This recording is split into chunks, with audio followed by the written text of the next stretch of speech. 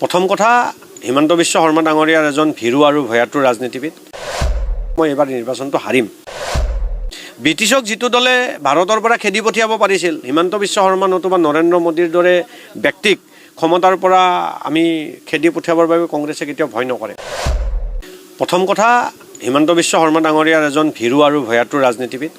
অসমৰ মাননীয় মুখ্যমন্ত্ৰী হিমন্ত বিশ্ব শৰ্মা ডাঙৰীয়াই ভালদৰে জানিছিল যে গৌৰৱ গগৈ ডাঙৰীয়াক অসম প্ৰদেশ কংগ্ৰেছ কমিটিৰ সভাপতি দিব আৰু দিলে মোৰ বাবে যথেষ্ট কষ্ট হ'ব, মই এবাৰ নিৰ্বাচনটো হাৰিম। আৰু সেইকাৰণে তেখেতে এটা ব্লেংক ফায়াৰ কৰিছিল। গৌৰৱ গগৈৰ পাকিস্তানৰ লগত সম্পৰ্ক থকা কথাটো এনে ব্লেংক ফায়াৰ কৰি দিছিল যাতে কংগ্ৰেছ দলে ভয় খাই গৌৰৱ গগৈ ডাঙৰীয়াক সভাপতি নিদিয়ে। কিন্তু কংগ্ৰেছ দল বিচক্ষণতাৰে চলিছে। আজি অলপ কিছুদিন বেয়া দিন চলিছে বেলেগ কথা। ব্ৰিটিছক যিটো দলে ভাৰতৰ পৰা খেদি পঠিয়াব পাৰিছিল, হিমন্ত বিশ্ব শৰ্মা নতুবা নৰেন্দ্ৰ মোদীৰ দৰে ব্যক্তিক ক্ষমতাৰ পৰা আমি খেদি পঠিয়াবৰ বাবে কংগ্ৰেছে কেতিয়াও ভয় নকৰে। যেতিয়া হিমন্ত বিশ্ব শৰ্মা ডাঙৰীয়াই সেই কথাটো ব্লেংক ফায়াৰ কৰিলে তেখেত ফচি গ'ল। তাৰপিছত তেখেতে ডেটৰ ওপৰত ডেট ল'লে আৰু যোৱা পৰহি এটা কথা ক'লে যে 8 তাৰিখে দিয়া কথা আছিল, আমি যিটো দিম মাত্ৰ 1%হে, বাকী কেন্দ্ৰীয় চৰকাৰে কৰিব। এই কথাটোতো আমি কৈ আছিলোঁ যে এই বিষয়টো কেন্দ্ৰীয় চৰকাৰৰ বিচাৰাধীন। এই চৰকাৰটো মিনিষ্ট্ৰী অফ ফৰেইন এফেয়াৰ্ছৰ, এই বিষয়টো মিনিষ্ট্ৰী অফ হোম এফেয়াৰ্ছৰ বিষয়। Ministry of home affairs, ministry of foreign affairs এই দুটাই একলগ হৈ কিনে এটা ইনভেষ্টিগেশ্যন চলাব লাগিছিল। গৌৰৱ গগৈ ডাঙৰীয়া আজি জেলত থাকিব লাগিছিল। এই কথাটো আমি কৈ আছিলোঁ। যিটো কথা হিমন্ত বিশ্ব শৰ্মা ডাঙৰীয়াই যোৱা পৰহি কৈছে, আমি প্ৰতিটো সময়ত মই ব্যক্তিগতভাৱে বহু চেনেলত কৈছিলোঁ যে এই কথাটো আমাৰ ষ্টেটৰ ৰাজ্য চৰকাৰৰ বিচাৰাধীন বিষয়ে নহয়। এতিয়া হিমন্ত বিশ্ব শৰ্মা ডাঙৰীয়াই নিজে স্বীকাৰ কৰিছে যে এইটো আমাৰ বিষয় নহয়, 1%হে। এইটো ফুটুকাৰ ফেন। তেখেতে ৰাইজক মতিভ্ৰম কৰাৰ বাবে এনেকুৱা কথাবিলাক কয় আৰু তেখেতক দেখি তেখেতৰ মন্ত্ৰী পৰিষদৰ ব্যক্তিসকলে এই কথাটো কৈ থাকে। কিন্তু এতিয়া আমি কওঁ, ভয় কাক লাগে জানে? মাটি দেখিলে যোনে পাগল হৈ যায়। অসমত এনেকুৱা এটা মাটি ওলালে হয়, কাৰোবাক যদি মাৰিও মাটি ল'ব লাগে ল'ব, সেইটো পৰিয়ালকহে অসমৰ পৰা বহিছে। অকল মাটি বুলি নহয়, তেখেতৰ আপুনি চাওক, আজি মিডিয়াৰ মানুহক একবাগেদি গালি দিয়ে, দম দিয়ে, কোন চেনেলৰ মালিক কোন, একবাগেদি এটা চৰকাৰী কোষৰ ধনেৰে। হিমন্ত বিশ্ব শৰ্মা ডাঙৰীয়াৰ পকেটৰ নহয়, তাত ৰাতুল বাতৰিৰো শ্বেয়াৰ আছে, আমিও টেক্স পেয়াৰ হয়। এটা মোবাইল দিছে, দি শুভেচ্ছা প্ৰেৰণ কৰি তেখেতসকলৰ মানে মৰম ল'ব খুজিছে। কিন্তু সেয়া হিমন্ত বিশ্ব শৰ্মাৰ পকেটৰ টকাৰে দিয়া নাই। তাত আপোনালোকৰ ব্যক্তিগতভাৱে আপোনালোকৰ টেক্সৰ পইচাও আছে, ৰাতুল বাতৰিৰো আছে, গৌৰৱ গগৈ, দেৱব্ৰত শইকীয়াৰো টেক্সৰ পইচা তাত সোমাই আছে।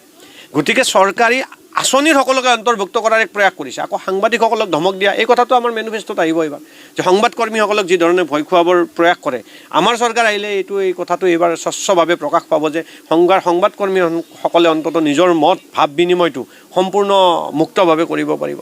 অকল আজি মাটি দেখিলে গোটেই অসমৰ যোন ঠাইত মাটি নলাওক, অসমৰ মাননীয় মুখ্যমন্ত্ৰীজন আৰু মামী পাগল হৈ যায়, মাটি লাগে। আজি তেখেতসকলে দুৰ্নীতি নাই বুলি কয়। দুৰ্নীতি নোহোৱাকৈ মোক কওক, মোক অসমত নহয় ভাৰতবৰ্ষত এনেকুৱা এটা পৰিয়াল দেখাই দিয়ক যিটো পৰিয়ালে দুৰ্নীতিবিহীনভাৱে এটা নিউজ চেনেল কৰি ইমান ধনী হ'ব পাৰে কম সময়ত। গতিকে সকলোৱে জানে সঁচা কথাটো কি, এজন ভ্ৰষ্টাচাৰী, এজন অপশাসক, মানুহক ধমক খুৱাই, ভয় খুৱাই।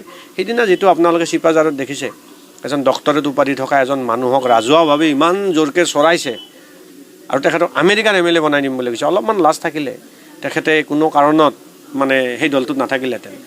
যোৱাকালি দেখিছোঁ কোনোবাই টিকট প্ৰত্যাহীয়ে টিকট খোজাতে কৈছে ইয়াত কংগ্ৰেছী কালচাৰ নচলে। কংগ্ৰেছী কালচাৰ বহুত সুস্থ আৰু গণতন্ত্ৰত বিশ্বাসী। কংগ্ৰেছী কালচাৰ বেয়া কৰা মানুহজন অসমৰ মাননীয় মুখ্যমন্ত্ৰী হিমন্ত বিশ্ব শৰ্মা আৰু তেওঁৰ টীম। কংগ্ৰেছত বিসম্বাদৰ উদগিৰণ কৰা মানুহজন তেওঁ। বিজেপিত বিসম্বাদ কৰি সৰ্বানন্দ সোণোৱালৰ চকী কাঢ়ি লোৱা মানুহজন তেওঁ। এতিয়া মই এটা প্ৰশ্ন হিমন্ত বিশ্ব শৰ্মা ডাঙৰীয়াক কৰিব খুজিছোঁ। তৰুণ গগৈ ডাঙৰীয়া মুখ্যমন্ত্ৰী থকা সময়ত 50%তকৈ বেছি দায়িত্ব হিমন্ত বিশ্ব শৰ্মা ডাঙৰীয়াই পাইছিল। তাৰপিছতো তেখেতৰ আপত্তি নুগুছিল। এই চৰকাৰখনত হিমন্ত বিশ্ব শৰ্মাক বাদ দি বাকী 17জন মন্ত্ৰীৰ কোনজনৰ কি কাম আছে মোক কওক? কাৰো একো কাম নাই।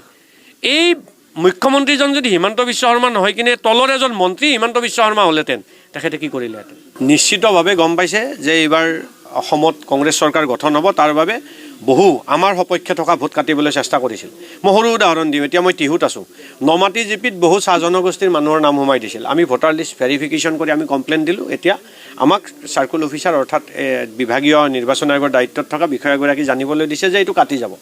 আৰু বহু মানুহৰ মাজত ভুৱা কমপ্লেইন কৰিছিল। ভুৱা কমপ্লেইন কৰি তেখেতসকলৰ হেয়াৰিং লৈ ভোট কটাৰ এটা ব্যৱস্থা কৰিব খুজিছিল, যিটো সম্পৰ্কে আমি নিৰ্বাচন আয়োগক অৱগত কৰিছোঁ। আৰু সেই নটিছসমূহ কিন্তু আমাৰ মানুহবিলাকক নিদিলে, সেই নটিছসমূহ ফিৰাই লৈছে। গতিকে এয়া ফিৰাই লৈছে, যিহেতু হিয়াৰিং লোৱা নাই, নিশ্চয়কৈ বোধহয় সেই ভোটবিলাক আমাৰ সমষ্টিত কাটিব নোৱাৰিব। বৰক্ষেত্ৰী সমষ্টিত বহুত ভোট ইতিমধ্যে হিয়াৰিং লৈ কাটি শেষ কৰাৰ পৰিকল্পনা কৰিছে। নলবাৰী সমষ্টিতো পদক্ষেপ লৈছে, আমাৰ সমষ্টিতো কিছু কাটিছে, কিন্তু কিমান হয় আমি ফাইনেল লিষ্ট 10 তাৰিখে ওলাব, সেইদিনা আমি গম পাম। প্ৰথম কথা, আমি দলীয় ৰাজনীতিত বিশ্বাস কৰোঁ। দলৰ ভেটি আমি আগতকৈ লাগি বহুত আমি শক্তিশালী কৰিছোঁ। কংগ্ৰেছ দল এইবাৰ টিহু সমষ্টিত জয়লাভ কৰিব, আৰু ব্যক্তিগতভাৱেও দলীয় ৰাজনীতিৰ ঊৰ্ধত থাকিও টিহুবাসী ৰাইজৰ নতুবা টিহু সমষ্টিবাসী সামগ্ৰিক ৰাইজৰ বহু নিউট্ৰেল মানুহৰো আমি আশীৰ্বাদ লৈছোঁ, মত বিনিময় কৰিছোঁ। গতিকে এইবাৰ নিশ্চিতভাৱে এজন ভোট দিয়াৰ পিছত লগ নোপোৱা প্ৰাৰ্থীৰ বিৰুদ্ধে, অৰ্থাৎ বিজেপিৰ চন্দ্ৰমোহন পাটোৱাৰী ডাঙৰীয়াক প্ৰাৰ্থী দিব বুলি আমি শুনো বা জানো। যিজন ব্যক্তিক ভোট দিয়াৰ পিছত 5 বছৰ লগ নাপায়, এজন সদায় লগ পোৱা মনৰ কথা ক'ব পৰা বিধায়কক দলমত নিৰ্বিশেষে এইবাৰ টিহুবাসীয়ে নিৰ্বাচিত কৰিব বুলি আমাৰ মনে ধৰে। নাই, আমি সেইটো নকওঁ, আমি অহংকাৰী মনোভাৱেৰে কেতিয়াও কথা নকওঁ। চন্দ্ৰমোহন পাটোৱাৰী এজন জ্যেষ্ঠ ৰাজনীতিবিদ, তেখেতৰ প্ৰতি আমাৰ সন্মান আছে। কিন্তু চন্দ্ৰমোহন পাটোৱাৰী বিগত 10 বছৰত মন্ত্ৰিত্ব কাৰ্যকালত টিহু সমষ্টিত, অৰ্থাৎ পূৰ্বৰ ধৰ্মপুৰ এতিয়া টিহু, এই অঞ্চলত কোনো গঠনমূলক আৰু কোনো চকুত লগা কাম এটাও কৰিব পৰা নাই। আটাইতকৈ ডাঙৰ কথা, ৰাইজে লগ কৰিবলৈ গ'লে তেওঁ বিশেষ 2-3জন মানুহৰ কথা কয়, অমুকক লগ কৰিবা। অৰ্থাৎ যিজন ব্যক্তিৰ, যিজন বিধায়কৰ ৰাইজৰ মনৰ ভাৱ লোৱাৰ সময় নাই, সেই বিধায়কজন মই যোগ্য বুলি নাভাবোঁ। বাকী ক্ষেত্ৰত মই তেখেতক সমালোচনা নকৰোঁ, তেখেতৰ পৰা ইমান বিজ্ঞ ৰাজনীতিবিদ মোৰো শিকিবলগীয়া আছে। কিন্তু ৰাইজক সময় নিদিয়া বিধায়ক হিচাপে মই তেখেতক ব্যৰ্থ বিধায়ক বুলি কওঁ। এইটো চন্দ্ৰমোহন পাটোৱাৰী ডাঙৰীয়াক এই মঞ্চৰ পৰা আপোনালোকে মোতকৈ বেছি আপোনালোকে টিহুবাসী সুধিব লাগে। মই কৈছোঁ যে কংগ্ৰেছৰ দিনত ইয়াত মহকুমা ঘোষণা হৈছিল, তাৰপিছত আজি সমজিলাৰ কথাটো ওলালে, কিন্তু চন্দ্ৰমোহন পাটোৱাৰী ডাঙৰীয়াই বিভিন্ন ঠাইত সমজিলাবিলাক ঘোষণা হ'ল, কিন্তু যিবিলাক সমষ্টিত তেখেতসকলৰ কনফ্লিক্ট আছে, ভোট বেংকৰ অংক আছে, তাতে তেখেতসকল নিশ্চুপ হৈ আছে। গতিকে চন্দ্ৰমোহন পাটোৱাৰী ডাঙৰীয়াক আজি এই মঞ্চৰ পৰা প্ৰত্যাহ্বান জনাই কৈছোঁ, সমজিলা অসমৰ চব ঠাইতে ইতিমধ্যে ঘোষণা হৈ কাম আৰম্ভ হ'ল। গতিকে টিহু সমষ্টিৰ সমজিলাৰ কামটো কিয় মাননীয় মন্ত্ৰী মহোদয় আৰু হিমন্ত বিশ্ব শৰ্মা ডাঙৰীয়াই ঘোষণা সেইটো কৰা নাই, সেইটো স্পষ্ট কৰক। আৰু বিজেপিৰ কনচেপ্টটোৱে ভুল। সমষ্টি ডিলিমিটেশ্যন কৰিছে, আপোনালোকে কেতিয়াবা গোটেই সমষ্টিটো দেখিলে আচৰিত মানিব। সেই হাজো ৰাস্তাৰ পৰা আহি লহৰ কাঠাৰ পৰা আমি ইভাগে হাইৱে নমাটিৰ পৰা নমাটি জিপিখনৰ মানে বাক্সা আৰু বৰপেটা বৰ্ডাৰলৈ গ'লে প্ৰায় 10-12 কিলোমিটাৰ ভঙা ৰাস্তাৰে যাব লাগে। এইটো পাৰৰ পৰা সেইটো পাৰ পাবলৈ প্ৰায় 2.5 ঘণ্টা লাগে। সমষ্টিৰ এইটো কোণৰ পৰা সেইটো কোণ পাবলৈ ডাইৰেক্ট যদি যাওঁ ক'তো নোৰোৱাকৈ 2.5 ঘণ্টা লাগি যায়। এনেকুৱা এটা সমস্যা। গতিকে এই যিটো ডিলিমিটেশ্যন কৰিছে, সম্পূৰ্ণ অপৰিপক্ক ডিলিমিটেশ্যন কৰিছে, হয়তো ভোটৰ অংকত কৰিছিলে। এতিয়া ডাঙৰ সমস্যাটো হ'ল সমজিলাৰ কনচেপ্টটোতো তেখেতসকল ফচি গৈছে। আজি সমজিলাত কি, সমজিলাত কৈছে কি যে য'ত সমজিলা হ'ব তাতেই গোটেই কাৰ্যালয়বিলাক হ'ব।